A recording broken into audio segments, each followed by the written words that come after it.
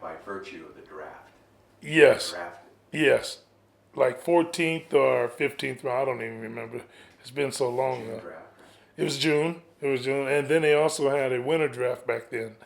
So they had, I think this June draft, they were giving more money to players than they were the winter draft. But they had a big turnover in baseball every year. You don't see that on the outside, but when you get in there, you see all those guys fighting for that one position. You know. Then I signed and went to Billings, Montana, 1974, and met Mr. Mike Lacoste and a few other guys that I still keep in touch with. That's one thing about that team in '74 to come together like we did. The friendships that we kept with those, because I keep in touch with like 5 or 6 guys off that team, to this day. To me, it just seemed the same when I was playing that rookie season as I was playing in junior college. I went from playing in the junior college right into the summer league in Billings, Montana. So to me, it was just another team. What made it different for me is when after that season, and I'm like 18 years old, I think 19, 18 and 19, I come back home to Barstow, and I walk in McDonald's, and I order something, and then there was a girl who was waiting on me, and she says, I asked for whatever the meal was, and she says, "Oh, you're Danny Norman," and I'm like, "Yeah." She said, "Oh, can I have your autograph?" I'm like, "What?" I said, "I'm the same person when I left here a few months ago. And when I came back, I said, I feel strange giving my autograph." But that made the difference right there that I was in pro ball when that took place, because some of the guys that I faced in that league were from our junior college league. So to me, it was just like Barstow playing this school. Sometimes I felt that way. But when I got home and someone asked for your autograph at that age, I'm like, man, I grew up here. You don't want my autograph. So that seems to start changing right there after that. So as I moved up, then more people were asking for autographs, but I didn't feel any difference.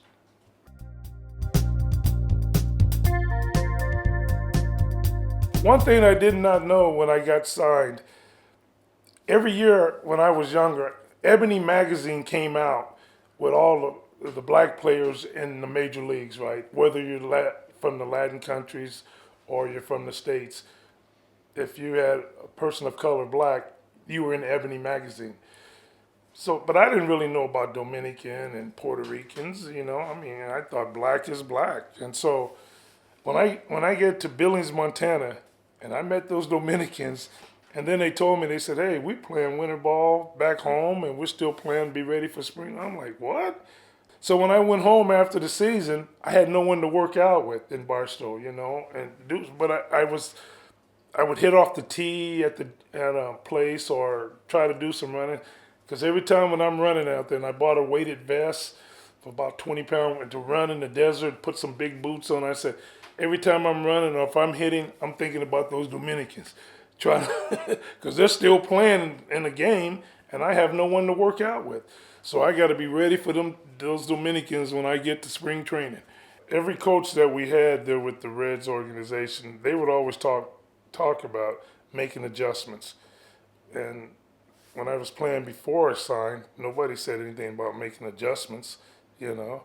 And the adjustment doesn't have to be anything big, something that could get you over the hump during that game or get you out of a slump. Just the word adjustment, it could be a big one or a little one, and usually it's something minor to bring you out of that slump.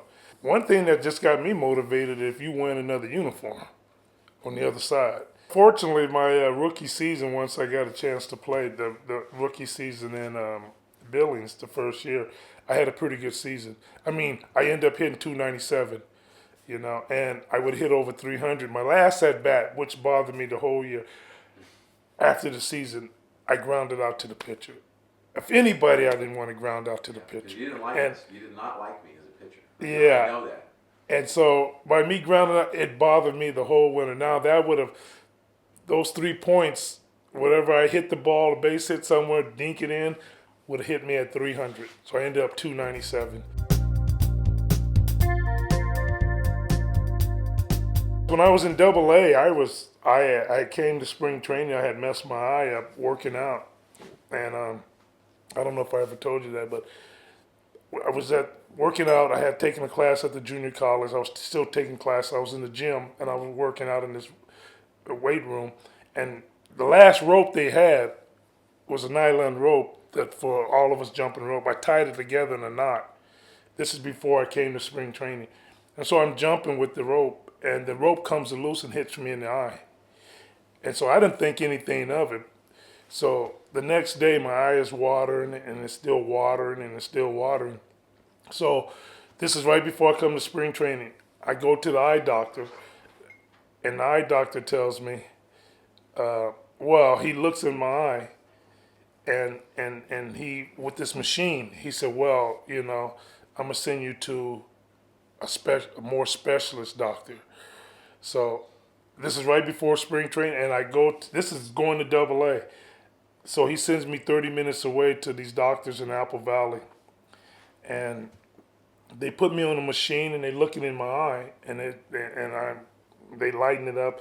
They said, hey, you have 3 scratches on your cornea, and I'm like, oh, so that's why my eye kept watering and watering. And so he said, well, the good thing is I don't think we have to operate. So I go to spring training. So they give me medicine to be putting in my eye every day. So when I go to spring training, this is going to Double A. I can't even see. It's this right. I can't even see. It's all blurry. This is clear. This is blurry because of the scratches. So I'm struggling, and no one knows why, but they knew my eye was still messed up, and I'm putting this medicine. When I get to Double A and the season start, because I know if it wasn't for my eye, I would have had a better season. And I still, until that medicine kicked in, like after about 30 games, because I was up at the plate, like you say, and I'll strike out 4 times in a row. And I was praying, Lord, if you see me doing this, just let me foul one off. I don't even mind fouling off and letting the catcher catch it. But just make contact, But I couldn't see it. So when I turned my head there, this right side was blurry and this was clear. But when the ball passed, it was still blurry coming down here. And so I struggled like the first 30 or 40 games. So when that medicine finally kicked in and got better, because Henderson and I had our stats, if you look, they're right there with each other. I think I got him in RBIs, we're tied in home runs, but I would have kicked that up a little higher if it was, I do believe if it wasn't for that. But I would be in bed talking to him, man, I'm struggling. And he'd be like, come on, Rooms, man, yeah, you gonna be all right. I said, man, I can't see, I really can't see, and I'm struggling at the plate, and I'm striking literally 1, 2, 3 out, like Bugs Bunny show, I remember that. Yeah, I was struggling, and I was like, man, I might get released or whatever, but my eye was still messed. But when it cleared up, then I started moving the ball around, throwing people out from deep, I had a pretty good arm where people didn't want to run or take a chance on the tag up.